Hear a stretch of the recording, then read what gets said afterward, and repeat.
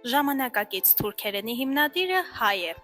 Պատկերացրեք մի իրավիճակ, երբ Թուրքիայի Հանրապետության հիմնադիր Մուստաֆա Քեմալ Աթաթուրքը պետության նոր լեզվի ստեղծումը պատվիրակում է հայ մտավորականի։ Եվ այդ մտավորականը Հակոբ Մարթայանն էր։ Մարթայանը տիրապետում էր գրեթե 20 լեզվի, բայց նրա ամենամեծ գործը դառնում է թուրքերենի արդիականացումը։ Արաբատար ծանր օսմաներենից անցում է կատարում ավելի թեթև թուրքերենի, որով այսօր խոսում են միլիոնավոր մարդիկ։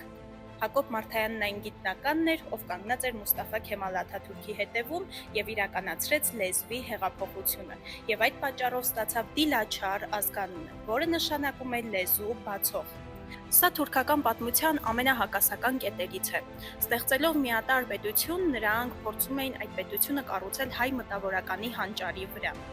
Հակոբ Մարթայանն այն մարդն է, որի պատմության վրա հիմնվելով կարող ենք ասել. հնարավոր չէ խոսել ժամանակակից Թուրքիայի Հանրապետության պատմության մասին, առանց հաշվի առնելու հայկական գիտական ու մշակութային հետքը։